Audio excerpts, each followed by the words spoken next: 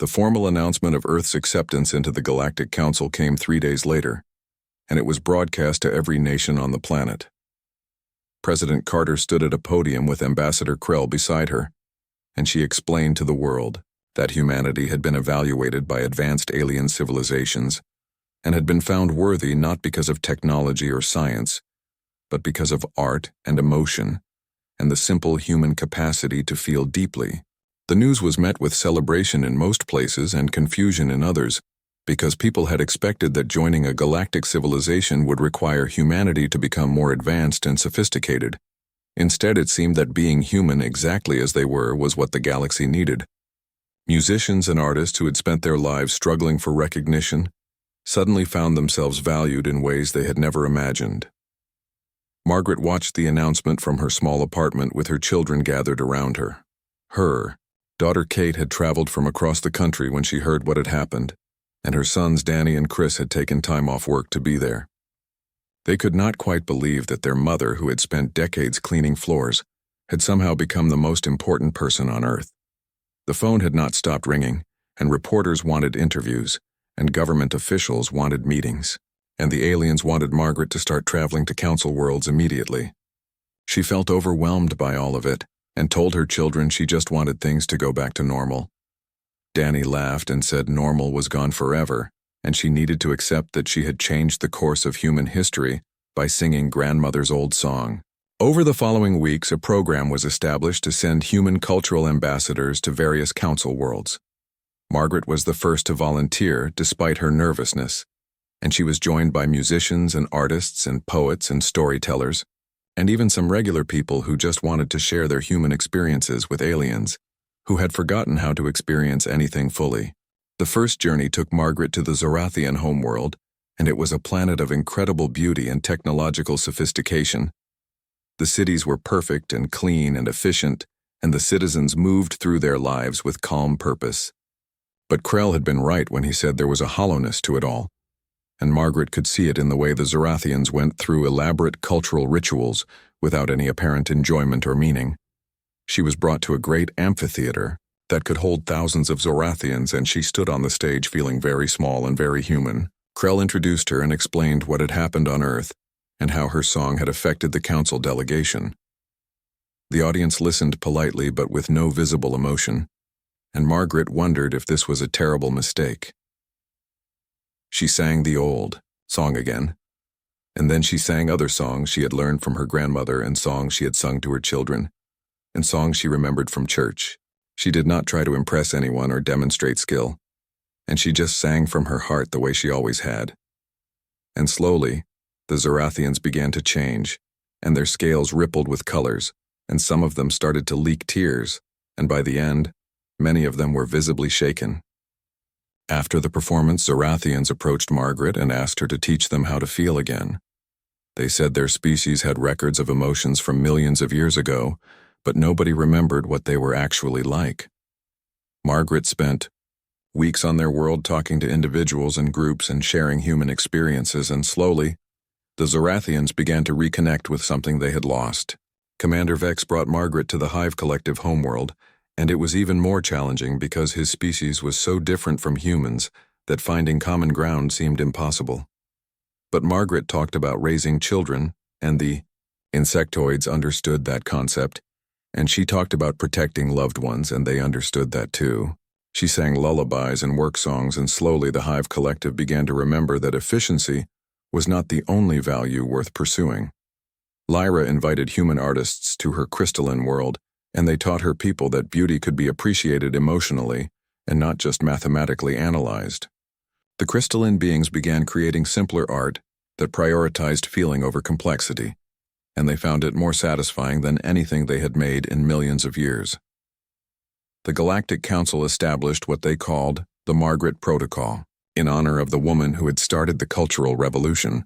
The protocol stated that civilizations would be evaluated not just on technological or scientific achievement, but also on their capacity for emotional depth and artistic expression and genuine feeling. Species that had optimized away their emotions were encouraged to work on recovering them, and young species like humanity were valued for retaining what older species had lost. Earth's role in the galactic community became unique, and humans served as teachers and guides to civilizations millions of years older. It was not always easy, and many council species resisted the changes and insisted their way was superior. But more and more individuals from advanced civilizations sought out human teachers and learned to reconnect with emotions and experiences they had thought were primitive weaknesses. Margaret continued her work for several years and traveled to dozens of worlds and taught thousands of aliens about human emotion and music and art. She never stopped being surprised that such a simple thing as singing could have such profound effects. She told her children that she was just sharing what grandmother had taught her and passing on songs that had been in their family forever. Eventually, she retired from traveling and returned to Earth and to her old life as much as possible. She insisted on going back to work at the UN building and refused special treatment or honors. She said she was a janitor and that was honest work, and she saw no reason to change. The UN created a special position for her as cultural ambassador, but her main job was still cleaning floors and she preferred it that way. President Carter visited Margaret one afternoon and found her mopping the same assembly hall where everything had started. The president sat on the edge of the stage and watched Margaret work and finally asked her how she felt about everything that had happened. Margaret paused and leaned on her mop and thought about the question. She said she was proud that humanity had been accepted by the Galactic Council, and she was glad she could help the aliens recover something they had lost. But mostly she was just grateful that her grandmother had taught her those old songs and that she had been able to pass them on. She said the songs were not really hers, and they belonged to all the generations that had sung them before and all the generations that would sing them after. Carter asked if Margaret ever regretted that day, when Commander Vex had forced her to sing and humiliated her in front of everyone. Margaret smiled and said she had been terrified and angry and embarrassed, but also somehow she had known she needed to sing. She said grandmother always told her that music was meant to be shared, especially during hard times, and that day had certainly qualified as a hard time. The two women sat in comfortable silence for a while, and then Carter told Margaret that human ships were now traveling to distant stars and carrying musicians and artists alongside scientists and diplomats. Humanity's greatest export to the galaxy was not fusion reactors or quantum computers, but the simple, profound gift of emotional honesty and the capacity to feel deeply and express those feelings through art. Margaret said she hoped the galaxy appreciated it, and Carter laughed and said some species appreciated it more than others. But the important thing was that humanity had found their place among the stars by being exactly who they were. Earth had been judged by those who thought themselves superior, and had been found worthy not by matching alien achievements, but by offering something the aliens had lost. Years later, when Margaret finally passed away at a good old age, her funeral was attended by beings from 100 worlds. Krell came and Vex came and Lyra came and countless others who had learned from her or been touched by her music. They mourned in their various ways, and many of them sang songs they had learned from Margaret and tried to express the emotions she had taught them to feel again. Her children buried her with her grandmother's photograph and a recording of the old song that had started everything. The recording was placed in the galactic archives and preserved for future generations, and it became the most listened to piece of music in council history. Not because it was technically complex or mathematically sophisticated, but because it was real and honest, and it carried the weight of human experience in every note. Earth continued to send cultural ambassadors to the stars, and humanity's influence spread throughout the galaxy. Some council species fully embraced the recovery of emotion, while others remained skeptical, but none of them could deny that something had shifted. The pursuit of pure logic and efficiency was no longer the only path, and civilizations began to value feeling alongside thinking and art alongside science. Margaret Sullivan had been a simple woman who cleaned floors and raised children and struggled to make ends meet. She had never sought fame or recognition and had lived a quiet, ordinary life.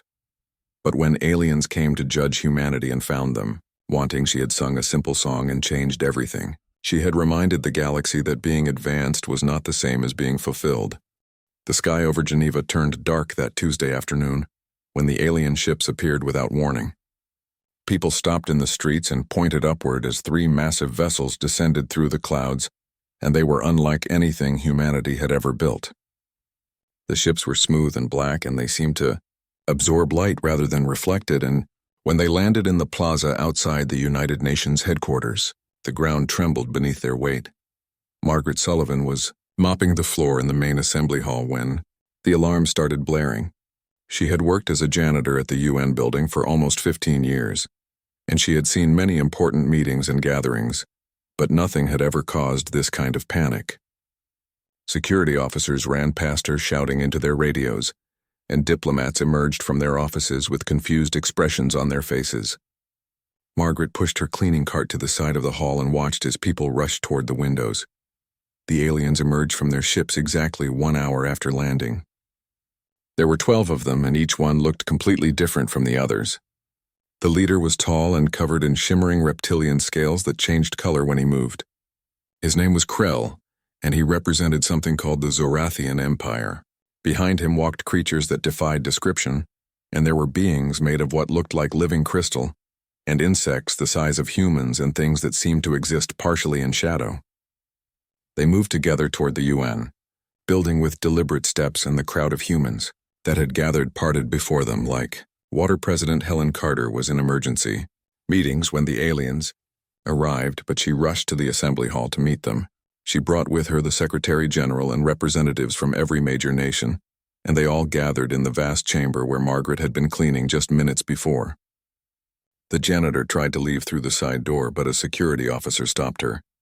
The aliens had sent a message ahead, and it was very clear, and it said that all humans currently in the assembly hall must remain for the evaluation.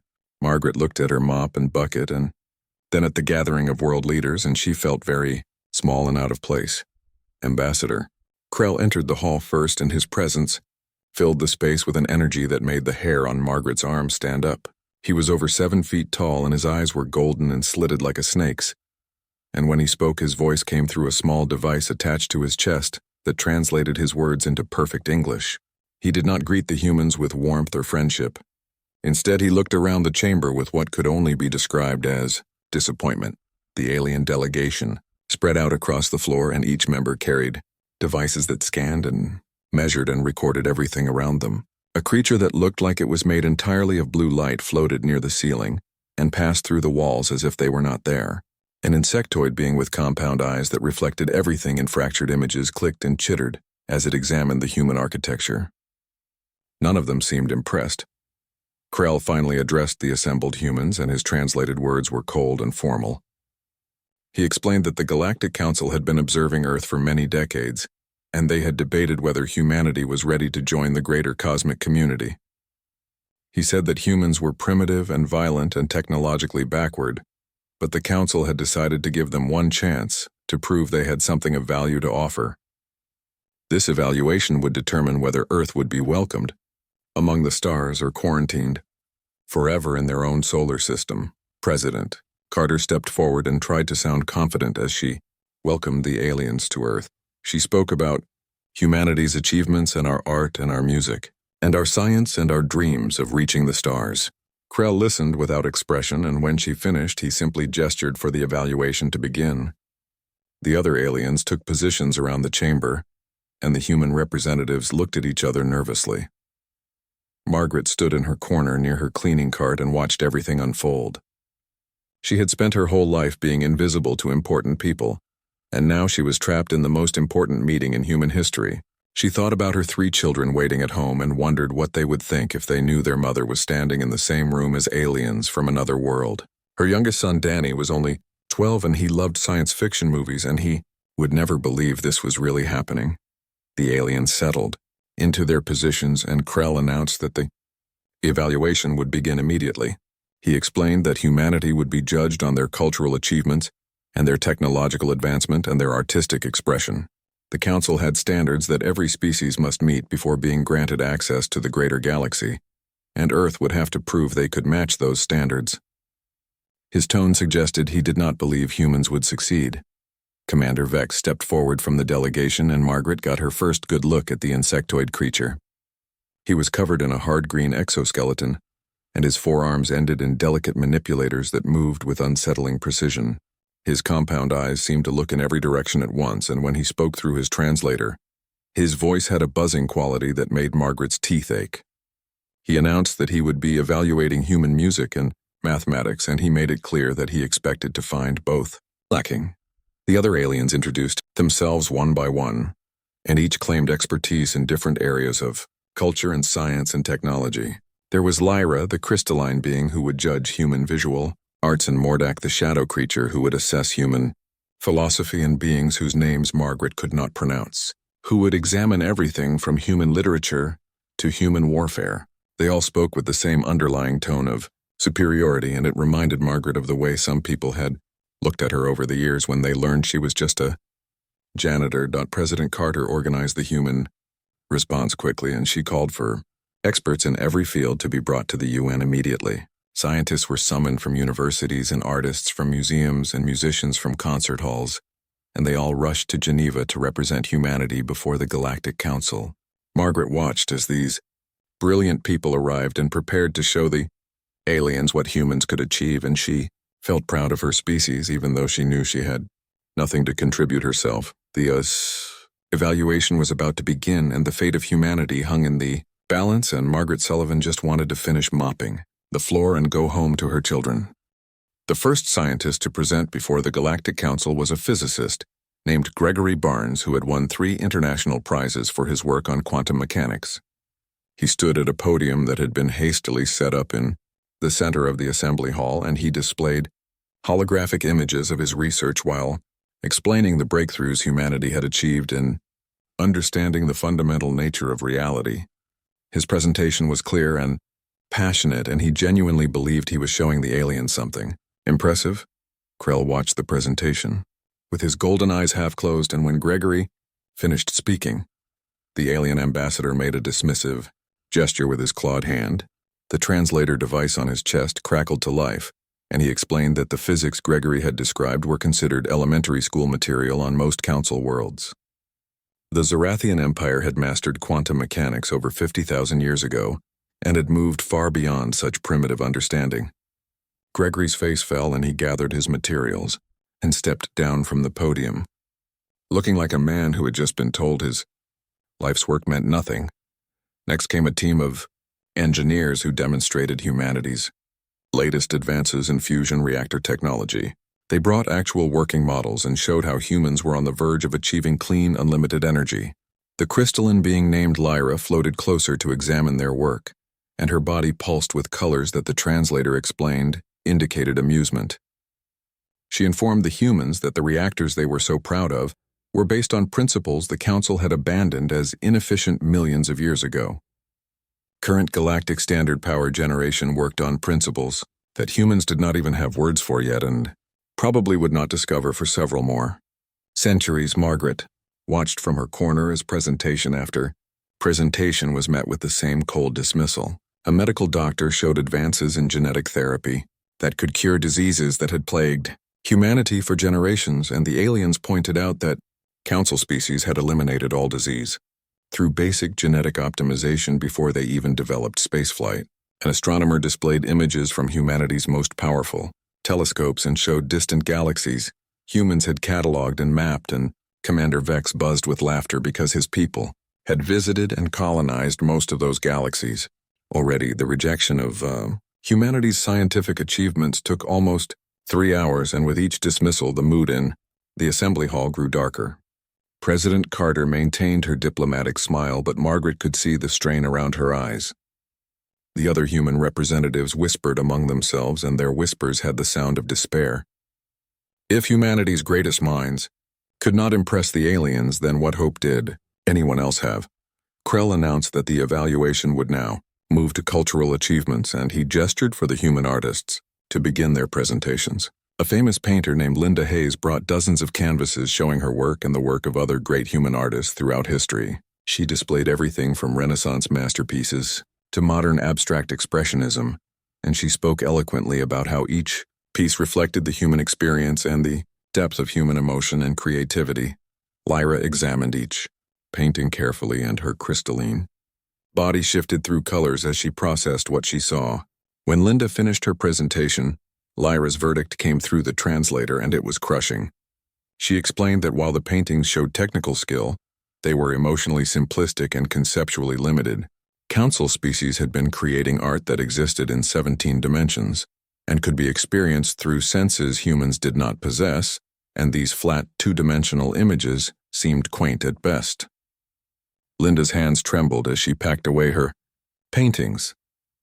A sculptor brought examples of his work and showed pieces, carved from marble and cast in bronze and assembled from modern materials, and the aliens found them interesting in the way one might find a child's drawing interesting. A photographer displayed images capturing moments of human life and joy and suffering, and the shadow being Mordak observed that the photographs only captured a single instant in time, while council art could capture entire timelines simultaneously. Margaret felt her heart breaking as she watched these talented people being dismissed so casually. She knew some of these artists had spent their entire lives perfecting their craft, and now they were being told their work was primitive and worthless. It reminded her of the time her daughter Kate had brought home a painting from school, and her teacher had criticized it harshly, and Kate had never painted again. Margaret had saved that painting, and it still hung on her refrigerator at home. The musical presentations began after a short break, and this was when Commander Vex truly came alive. The insectoid alien positioned himself at the front of the chamber and announced that music was his particular area of expertise, and he had studied the musical traditions of over 10,000 species across the galaxy. His translator buzzed with anticipation as the first human musicians took their places. A symphony orchestra had been assembled quickly, and they performed a piece by Beethoven that many considered the pinnacle of human musical achievement. The musicians played flawlessly, and the sound filled the great hall with beauty and power and complexity. Margaret closed her eyes and let the music wash over her, and for a moment she forgot about the aliens and their evaluation and just enjoyed the soaring melodies and crashing harmonies. When the last note faded, Commander Vex was silent for a long moment, and then he began to speak, and his words cut through the hope that had briefly filled the room. He explained that while the music demonstrated mathematical structure and emotional intent, it was severely limited by human perception. The piece only operated on frequencies that human ears could detect, and it only existed in the linear time stream that humans experienced. Council music incorporated frequencies across the entire electromagnetic spectrum and existed in multiple temporal dimensions simultaneously. What humans called a symphony was to the council what a single drumbeat might be to humans. Another group of musicians performed jazz and demonstrated the improvisational creativity that many considered uniquely human, and Vex dismissed it as random noise with insufficient mathematical rigor. A folk singer performed ancient ballads passed down through generations, and the aliens found them repetitive and overly simple. A rock band played with passion and energy, and the aliens measured the sound waves and declared them crude and unrefined. Margaret watched as musician after musician was rejected, and she saw the hope drain from their faces. These were people who had devoted their lives to their art, and they were being told it meant nothing. She thought about the songs her grandmother used to sing while cooking dinner and how those simple melodies had brought so much comfort during hard times.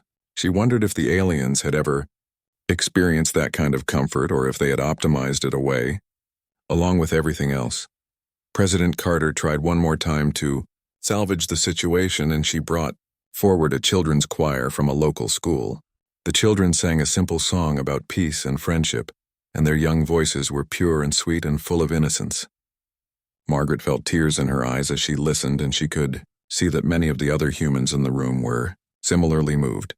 The aliens were not moved, and Krell stated flatly that the performance demonstrated the limited vocal range of juvenile humans and nothing more. The children left the stage looking confused and hurt, and their teacher tried to comfort them while fighting back her own tears. That moment, more than any other, made Margaret angry. The sun had set over Geneva, and the assembly hall was lit by artificial lights that seemed harsh and cold after the long day of presentations. Ambassador Krell stood in the center of the chamber and looked around at the exhausted human representatives, and his golden eyes showed no sympathy or understanding. He raised one clawed hand and the other. Aliens gathered closer to him, and they seemed to communicate through methods that did not involve speaking, because they all turned to face the humans at the same moment. Krell's translator crackled, and his verdict rang out, clear and final, in the silent hall. He declared that humanity had been evaluated according to the standards of the Galactic Council, and had been found severely lacking in all areas of cultural and technological achievement. The humans had demonstrated competence in basic scientific principles and rudimentary artistic expression, but nothing that rose to the level of sophistication required for membership in the cosmic community. Earth would be classified as a pre-contact civilization and would be quarantined within their solar system for a minimum period of 1,000 Earth years and possibly indefinitely. President Carter stepped forward, and her voice shook with barely controlled emotion as she spoke. She argued that humanity deserved a chance to learn from the Council and to grow and improve with the guidance of more advanced species. She pointed out that every civilization must start somewhere, and that judging humanity by the standards of species millions of years older was fundamentally unfair. She pleaded for the Council to reconsider and to give Earth time to develop and prove their worth. Krell listened to her plea with an expression that might have been pity on a human face, but on his reptilian features looked more like contempt. He explained that the quarantine was not a punishment but a mercy, and that exposing primitive species to advanced technology and knowledge before they were ready had historically led to disaster. Humanity had shown no unique qualities or capabilities that would justify making an exception to Council policy. They were simply another young species that needed more time to mature, and perhaps in another 1,000 years they would be ready to try again. The other aliens began preparing to depart, and they gathered their scanning equipment and deactivated their various devices and moved toward the exits. The human representatives stood in small groups, and some were crying openly, and others stared at the floor in shock and defeat. Margaret watched it all from her corner and felt a deep sadness settle over her like a heavy blanket. She thought about her children and what this meant for their future and for the future of all humanity.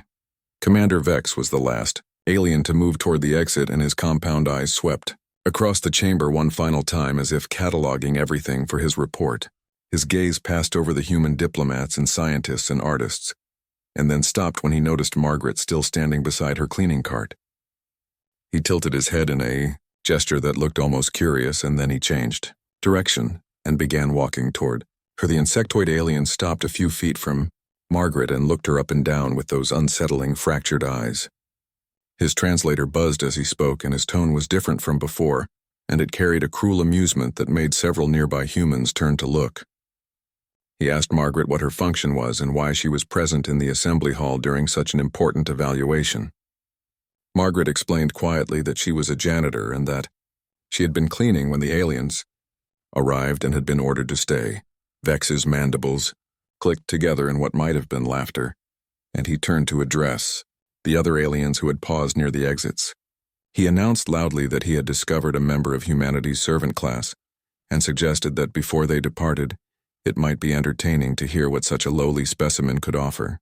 The other aliens moved closer, and their attention focused on Margaret, and she felt her face grow hot with embarrassment. Krell walked back into the center of the hall and studied Margaret with those golden reptilian eyes. He stated that the Council had judged humanity's elite and found them wanting, and perhaps it would be instructive to sample the capabilities of their working class as well. The concept seemed to amuse him, and several of the other aliens made sounds that their translators rendered as various forms of laughter. Margaret gripped the handle of her mop and wished desperately that she could disappear. Commander Vex circled around Margaret like a predator examining prey, and his forearms gestured as he spoke. He declared that music had been his primary area of evaluation, and that all the human musicians had failed to demonstrate anything beyond primitive competence. He proposed that the cleaning woman should sing for them and provide one final demonstration of human musical ability before the Council departed forever. His tone made it clear that he expected this to be humorous rather than impressive. President Carter moved to intervene, and she started to say that this was unnecessary and inappropriate, but Krell cut her off with a sharp gesture. He stated that the cleaning woman would perform, or the Council would depart immediately and seal Earth's quarantine permanently. He added that allowing even the lowest members of a species to represent their kind was actually quite generous, and that Margaret should feel honored to have this opportunity. The way he said it made the honor sound like an insult. Margaret felt the weight of every eye in the chamber pressing down on her, and her hands were shaking and her mouth was dry. She had not sung in front of people since she was a girl in her church choir, and that had been over 30 years ago. Life had been hard and there had been no time for singing, and she had almost forgotten that she ever enjoyed it. She looked at the aliens with their superior technology and their dismissive attitudes, and she felt small and insignificant, but then she looked past the aliens at the human representatives and she saw the defeat in their faces and the despair in their eyes. She saw President Carter trying to maintain dignity in the face of this final humiliation, and she saw the young musicians who had poured their hearts into their performances only to be rejected. She saw her own reflection in the polished floor. She had mopped so many times, and she thought about her children and her grandchildren and all the generations of humans who would live in isolation because of this day. Margaret sat down, her mop, and it clattered against the handle of her cart, and the sound echoed in the silent hall. She stepped away from the wall and moved into the open space where the musicians had performed, and the aliens formed a semicircle around her. Vex positioned himself directly in front of her, and his compound eyes reflected her image 1,000 times, and each reflection looked frightened and alone. She closed her eyes and tried to steady her breathing, and her mind raced through every song she had ever known. The aliens wanted a performance, and they expected her to fail and to give them one more reason to mock humanity. They had judged Earth's best and found them lacking, and now they would laugh at Earth's worst and leave the planet sealed away from the stars forever. Margaret thought about her grandmother, who had raised her after her parents died and who had sung to her every night before bed. Her grandmother had known dozens of old songs and hymns and folk melodies, and she had passed them down with love and patience. One song in particular came to Margaret's mind, and it was a song with no real words and just sounds that conveyed emotion and meaning without language. Her grandmother had called it the old song and said it had been in their family for generations beyond counting. The aliens waited, and their various sensory organs focused on Margaret, and the humans held their breath. Commander Vex made an impatient gesture with one of his forearms and told her to begin, and to make it quick because the council had already wasted enough time on this primitive world. His translator rendered his words with perfect contempt. Margaret opened her mouth, and at first nothing came out except a small, trembling breath. The aliens leaned closer, and she could feel their anticipation like a physical pressure, and they were waiting for her to embarrass herself and prove their low opinion of humanity correct. She swallowed hard and tried again, and this time a single note emerged, and it was soft and uncertain, and it wavered in the air like a candle flame in the wind. The note hung in the silence of the great hall, and Margaret let it fade away, and then she took a deeper breath, and something inside her shifted. She stopped thinking about the aliens and their evaluation, and she stopped worrying about the fate of humanity, and she just thought about the song. She remembered her grandmother's voice singing it in their tiny kitchen while making soup, and she remembered how the melody had made everything feel safe and warm, even when times were hard. She remembered singing it to her own children when they were babies and how it had soothed them to sleep. The next note that came from Margaret was stronger, and it carried a richness that surprised even her. It was followed by another note and then another, and the melody began to take shape, and it was the old song just as her grandmother had taught her. The song had no words in any modern language, and instead it used sounds that were older than words, and it spoke directly to something primal and true. It was a lament and a celebration and a prayer all woven together, and it came from somewhere deep in Margaret's chest where she had locked away all her grief and joy and hope. Commander Vex's compound eyes were fixed on Margaret, and he had raised his scanning equipment to measure the frequency she was producing. His mandibles stopped clicking, and he stood perfectly still, and his forearms hung motionless at his sides. The other aliens also went quiet, and their various devices beeped and hummed as they recorded what they were experiencing, but none of them spoke or moved. Margaret sang, and the melody grew stronger with each phrase, and she began to add variations and ornamentations that she did not consciously remember learning. The song seemed to know where it wanted to go, and she simply followed it and let it pour out of her. She sang about working double shifts at the hospital when her husband got sick, and how she had held his hand through the long nights until he passed. She sang about her daughter's first steps, and her son's graduation, and the grandchild she had never met because her daughter lived too far away and visits were expensive. The sound filled the assembly hall, and it resonated off the high ceiling and the marble walls, and it seemed to grow larger than any physical space could contain. Margaret's voice was not technically perfect, and she did not hit every note with precision, and her breath control was that of someone who had never trained professionally, but what came out was raw and honest, and it carried the weight of a life lived fully despite hardship and loss and struggle. President Carter found tears running down her face, and she did not know why she was crying. The song had no sad words, and yet it spoke of sadness, and it had no joyful lyrics, and yet it contained joy, and it made her feel things she had not felt since she was a child. The other human representatives were similarly affected, and some covered their faces, and others stood with mouths open, and all of them were transfixed by the simple cleaning woman singing her grandmother's song. The aliens began to react in ways that clearly disturbed them, and Ambassador Krill's scales rippled with colors that his species only displayed during moments of extreme emotional distress. His claws flexed and retracted repeatedly, and his golden eyes were wide and unblinking. The translator on his chest had gone silent because there were no words in his language for what he was experiencing, and the device could not process it. Lyra, the crystalline being, started to vibrate, and her body pulsed with colors that did not follow any pattern the humans recognized. Liquid began seeping from cracks in her surface, and it pooled on the floor beneath her, and the chemical analysis later would show it was similar to human tears, though her species claimed to have evolved beyond the need for such primitive responses. She tried to speak, but her translator only produced static. The shadow being Mordak began to lose coherence, and parts of his form flickered in and out of visibility as if he was having trouble maintaining his physical presence. Other aliens in the delegation showed equally disturbing symptoms, and one being that resembled a floating jellyfish sank to the floor, and its tentacles curled up protectively. A creature made of living metal developed rust spots that spread across its surface like a rash. Margaret sang, and she was not aware of what was happening to the aliens because her eyes were closed and she was lost in the song. She sang about her mother who had died when she was young, and her father who had worked himself to death trying to provide for her. She sang about the scholarship she had lost because she got pregnant in high school, and the education she never received. She sang about choosing between buying medicine and buying food, and always somehow finding a way to do both.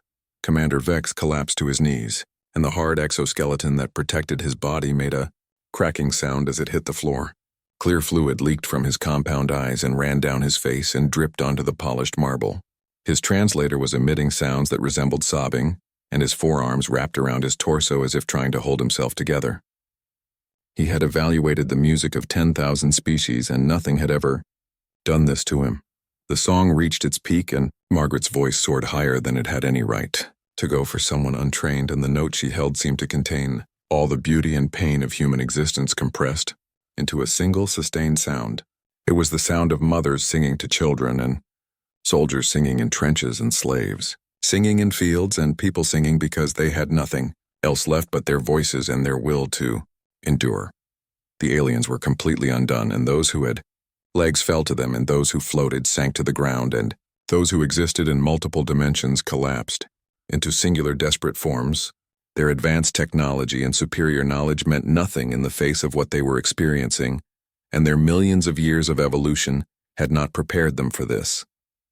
They had optimized themselves toward perfection and efficiency, and in doing so had cut away the very capacity that Margaret was demonstrating. Krell tried to speak, and his translator struggled to convert his words into something comprehensible, and what came out was broken and fragmented. He was attempting to ask what weapon Margaret was using, and what psychic attack she had launched, and how she was affecting their neurological systems without any detectable technology. His sophisticated medical implants were registering responses he had never experienced, and his species' entire database of emotional states could not classify what he was feeling. Margaret held the final note of the song and then let it fade slowly into silence, and when it was gone, the hall felt emptier than it had ever felt before. She opened her eyes and looked around at the devastation she had caused, and she did not understand what she was seeing. The aliens were scattered across the floor in various states of collapse, and the humans were staring at her with expressions of shock and awe, and everyone was crying or trying not to cry. The silence that followed Margaret's song was absolute and terrible, and it stretched for long seconds while everyone in the hall tried to understand what had just happened. Margaret wiped her eyes with the back of her hand and looked down at the aliens sprawled on the floor around her, and she felt confused and frightened because she had only sung a simple song and she did not know why it had affected them so strongly. Commander Vex was the first to move, and he slowly pushed himself up from the floor using all four of his arms for support. The clear fluid still leaked from his compound eyes, and his whole body trembled, as if he had just survived something traumatic. His translator crackled to life, and his voice came through broken and raw and completely different from the contemptuous tone he had used before. He asked Margaret what she had done to them, and he said it without accusation or anger, and instead with something that sounded like wonder and fear mixed together. Margaret took a step back and shook her head and told him she had not done anything except sing the song her grandmother taught her. She explained that it was just an old family melody, and she had sung it to her children when they were sick or scared, and it always made them feel better. She said she was sorry if it had hurt the aliens, and she had not meant to cause them any harm, and she could see they were upset. And she did not understand why. Ambassador Krell pulled himself to his feet, and his scales were still rippling with colors that indicated deep distress, and his claws scraped against the marble floor as he steadied himself. He looked at Margaret with those golden eyes, and they were different now, and they held something that had not been there before.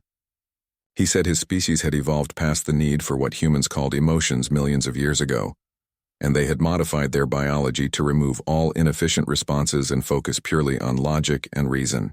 But something in Margaret's song had bypassed all of those modifications and reached parts of his brain that had been dormant for so long he had forgotten they existed.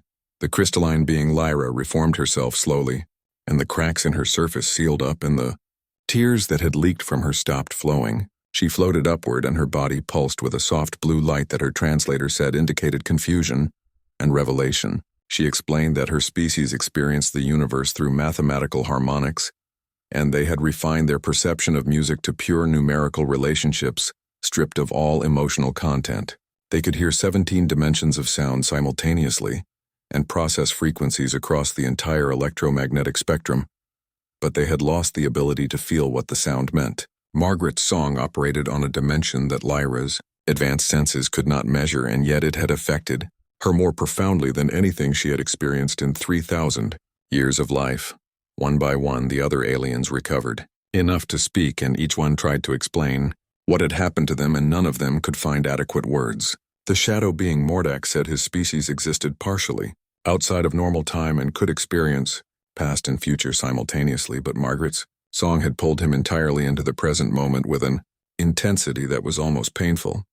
The floating jellyfish creature said its people communicated through chemical exchanges that conveyed pure information with no ambiguity, but the song had made it feel something that could not be reduced to chemical formulas.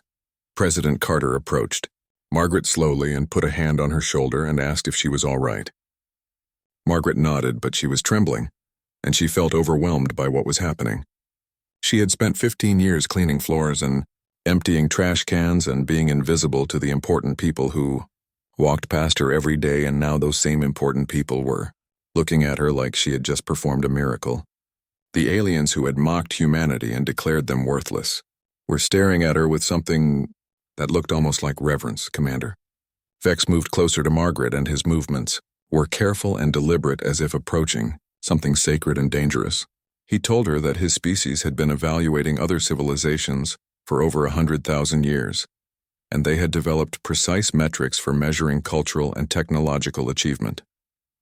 They had cataloged art forms from millions of worlds and ranked them according to mathematical complexity and technical sophistication and emotional efficiency. But they had never encountered anything like what Margaret had just created, and their instruments could not measure it, and their databases had no category for it.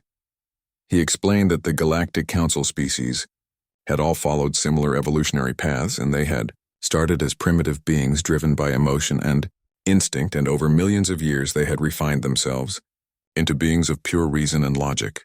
They had seen emotions as weaknesses to be eliminated, and they had succeeded in removing them through genetic engineering and cybernetic enhancement and cultural conditioning. They had become perfect and efficient and utterly superior to any young species still controlled by feelings and passions.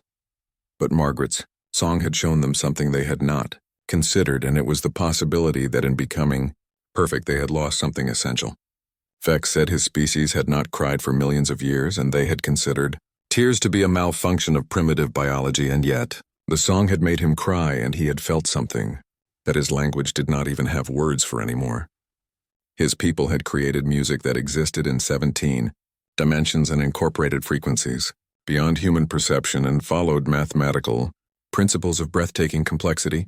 But none of it had ever made him feel the way Margaret's simple melody had made him feel. Lyra added that her species had achieved what they considered the pinnacle of artistic expression, and they had created crystalline sculptures that existed across multiple dimensions and paintings that could only be perceived by beings with senses humans did not possess, and music that incorporated the fundamental vibrations of the universe itself. But all of that sophisticated art had been created by beings who no longer felt anything when they experienced it, and they had optimized beauty into pure mathematics and lost the reason why beauty mattered in the first place.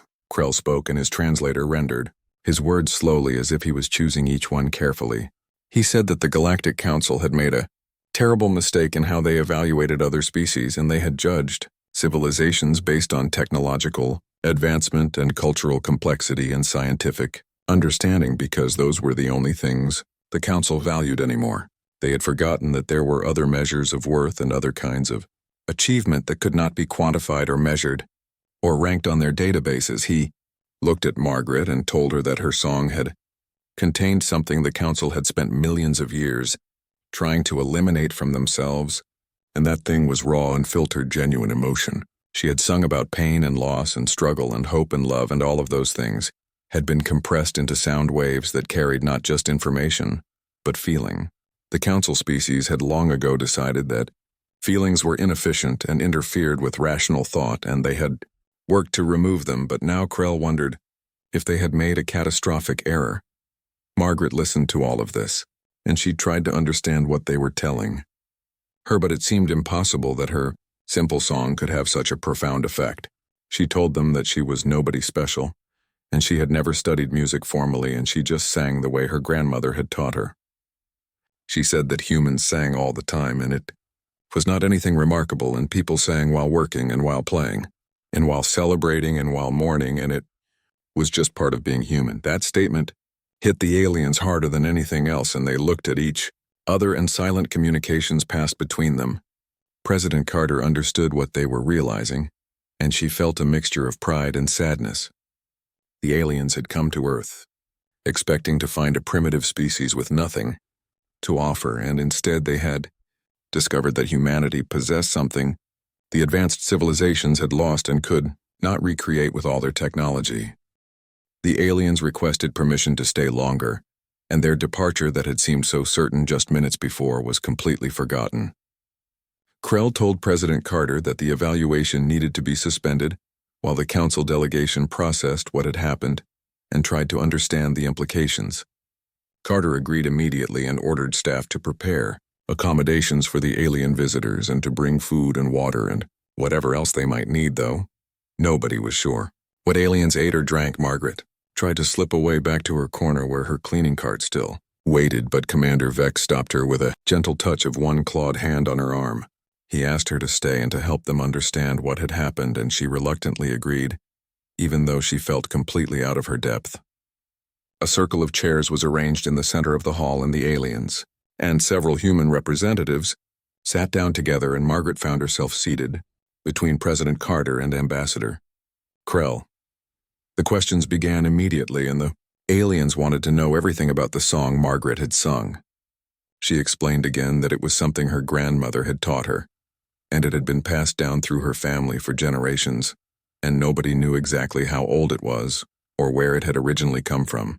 Her grandmother had called it the old song and said it was for times when words were not enough and you needed to express something deeper than language could reach. Lyra asked if other humans knew this song, and Margaret said she did not know and she had never heard anyone else sing it outside her family. But she added that every culture had songs like this and melodies that carried meaning beyond words and music, that spoke to something fundamental in the human heart. She mentioned church hymns and work songs and lullabies and folk ballads and spiritual chants and all the different ways humans used music to express emotions and experiences. That led to a longer discussion about human emotion, and the aliens asked questions that revealed how little they understood about feelings despite all their advanced knowledge. Krell asked Margaret to explain what sadness felt like, and she tried to describe the heaviness in her chest when her husband died, and the way grief made everything seem gray and distant. Vex asked about Joy and Margaret told him about holding her newborn children for the first time and how her heart had felt so full she thought it might burst. The shadow being Mordek wanted to know about anger, and Margaret described the hot burning sensation that had filled her when she watched the aliens mock the children's choir. She explained that anger could be destructive, but it could also motivate people to fight against injustice and protect those they loved. The jellyfish creature asked about fear, and Margaret talked about the terror she felt every time one of her children got sick and she did not know if she could afford the medicine they needed. As Margaret talked, the aliens listened with an intensity that was almost frightening, and they recorded everything and consulted with each other in languages their translators did not bother converting. Several times they asked her to pause while they processed what she had said and tried to relate it to their own experiences. Krell admitted that his species still had instincts for self-preservation that could be considered a form of fear, but it was purely logical and did not involve any of the physical sensations Margaret described. Lyra said her people had eliminated pain receptors millions of years ago as inefficient, but now she wondered what they had lost along with the ability to hurt. If physical pain served as a warning system to protect the body, then perhaps emotional pain served a similar purpose to protect something else. Margaret suggested that emotional pain helped people learn and grow and change, and that someone who never felt hurt would never develop empathy or compassion. The conversation continued for hours, and Margaret found herself explaining basic aspects of human life that the aliens had never considered important. She talked about raising children and the mixture of joy and exhaustion that came with parenthood. She described working 2 jobs to make ends meet and the pride she felt when she could provide for her family despite the struggle. She explained about losing her husband and the grief that had nearly destroyed her in the slow process of healing and learning to live with loss. President Carter sat quietly and listened, and she began to understand something profound. The aliens had judged humanity based on their technology and their art and their music, and found them lacking because humans could not match millions of years of advancement. But the aliens had never considered that their advancement had come at a terrible cost, and they had optimized away the very things that made life worth living. Commander Vex eventually asked the question that seemed to be bothering all the aliens. He wanted to know if humans ever regretted having emotions, and if they had considered using genetic engineering or other methods to eliminate feelings and become more rational and efficient. Margaret laughed at that, and it was a tired sound but also genuine. She told him that humans struggled with their emotions all the time, and feelings could be messy and inconvenient and sometimes overwhelming, but nobody wanted to get rid of them. She explained that emotions were what connected humans to each other and to the world around them. Love made people care for their families and their communities. Compassion made them help strangers in need. Joy made life worth celebrating. Even negative emotions served purposes, and anger motivated people to fight injustice, and fear kept them safe from danger, and sadness helped them process loss and eventually heal. Krell asked what would happen to a human who could not feel emotions, and Margaret said they would be considered mentally ill and people would try to help them. She mentioned a condition called psychopathy, where people lacked empathy and remorse, and such individuals were considered dangerous because they could hurt others without feeling bad about it. The aliens found this fascinating and disturbing, because by that definition, their entire civilizations would be classified as mentally ill by human standards. The conversation shifted to music and art and why humans created such things. Margaret explained that art was not just about technical skill or mathematical complexity, but about communication and connection. A painting could capture a moment or a feeling and share it with others. A song could express emotions that were too deep for words. A story could help people understand experiences they had never lived through themselves. Lyra asked why humans created art that made them sad, and Margaret talked about tragedies and melancholy, music, and how experiencing sadness through art could be cathartic and healing. She mentioned her favorite movie, which always made her cry but also always made her feel better afterward. The aliens could not understand why anyone would choose to feel sadness, and Margaret tried to explain that avoiding all negative emotions meant missing out on the full depth of human experience. Vex brought up the evaluations from earlier in the day and apologized for dismissing human achievements so harshly. He said the council had judged human music based on mathematical complexity and frequency range and technical precision, but they had completely missed the point. A simple lullaby sung by a mother to her child might be technically primitive, but it served a purpose and created a connection that the most sophisticated council music could not achieve. Margaret accepted the apology and then asked a question of her own. She wanted to know if the aliens were happy, and the question clearly confused them. Krell said his species did not experience happiness or unhappiness, and they simply existed and pursued their goals and maintained their civilization. Margaret found that deeply sad and told him so.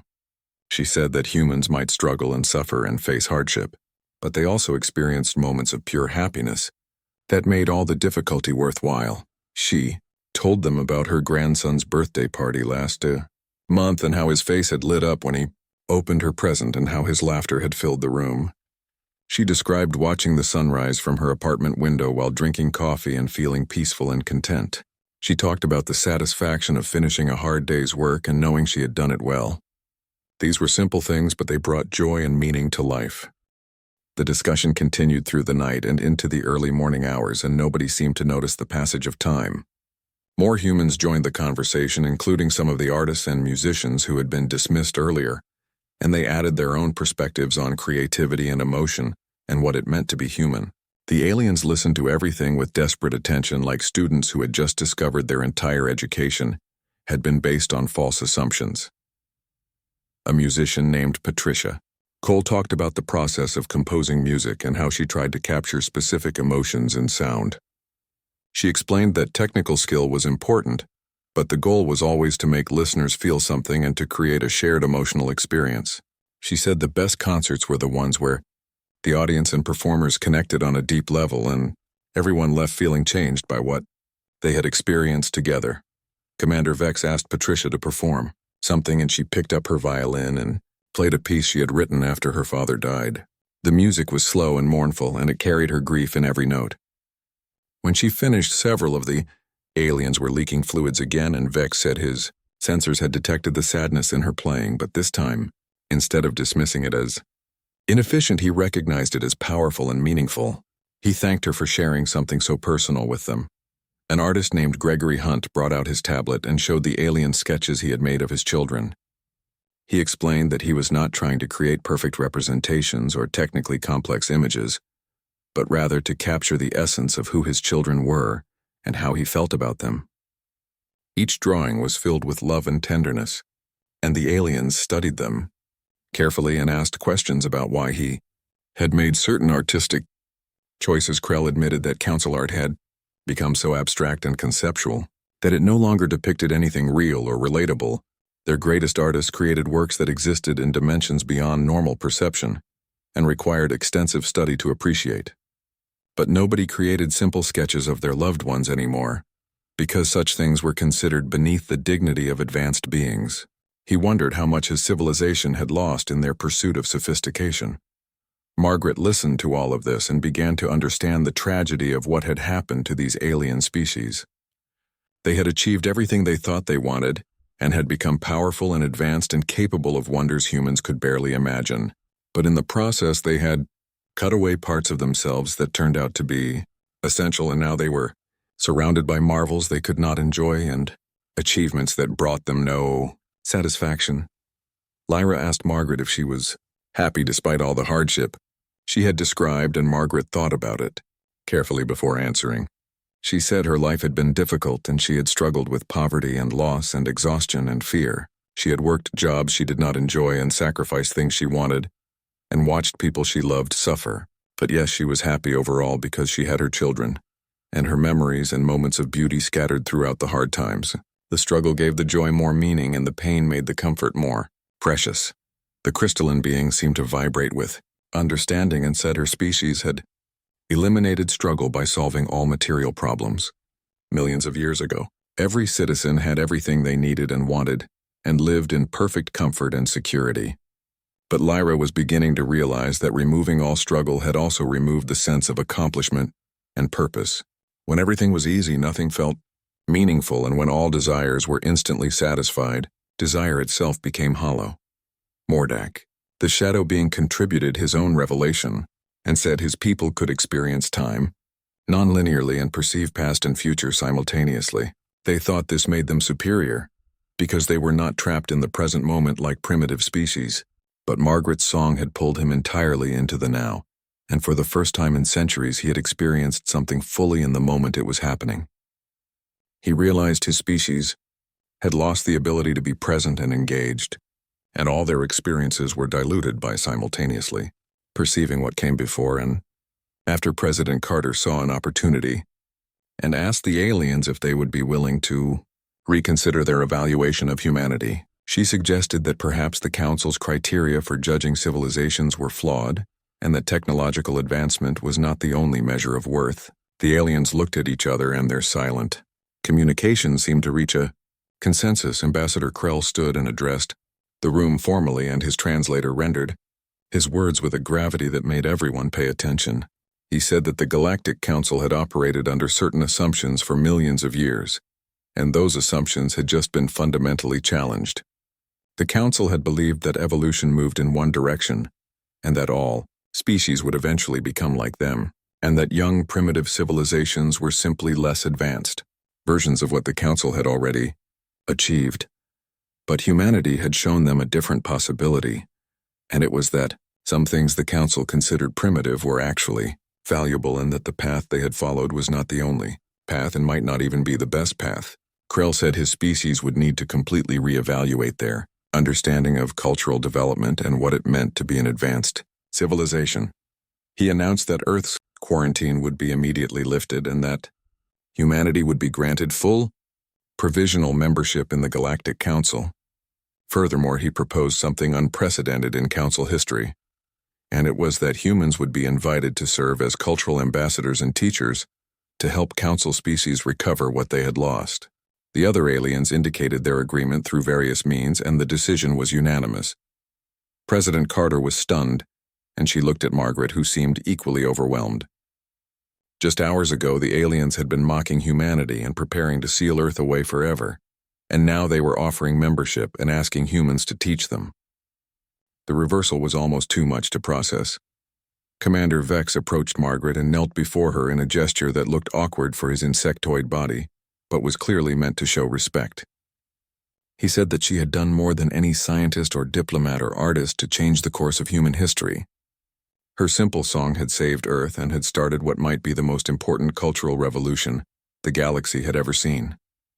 He asked if she would be willing to travel to Council worlds and share her music and help his people remember how to feel. Margaret was terrified by the idea and said she was just a janitor and not qualified to teach advanced alien civilizations anything. But President Carter put a hand on her shoulder and told her that was exactly why she was perfect for the role. She represented ordinary humanity and everyday human experience, and that was what the aliens needed to understand. The sophisticated performances had not moved them, but Margaret's authentic expression of real emotion had changed everything. The other humans in the room began to understand what this meant for Earth's future. Instead of being judged as technologically primitive, humanity would be valued for something the advanced species desperately needed. Artists and musicians and storytellers would become Earth's most important ambassadors. Human emotion and creativity and passion would be humanity's contribution to galactic civilization. A composer named Alex Chen said he had always dreamed of sharing human music with alien species, but had imagined it happening very differently. He had thought humans would need to prove they were sophisticated enough to deserve attention. Instead, it turned out that human music was valuable precisely because it was not sophisticated, and because it still carried genuine feeling. He asked if he could join Margaret in visiting Council worlds. More volunteers spoke up and offered to help teach the aliens about human culture and emotion and art. The aliens accepted eagerly and said they would arrange for delegations to visit multiple Council worlds. They warned that it would not be easy because their civilizations had spent millions of years moving away from emotion, and many citizens might resist trying to recover it. But the attempt had to be made because the alternative was continuing to exist in the hollow perfection they had created.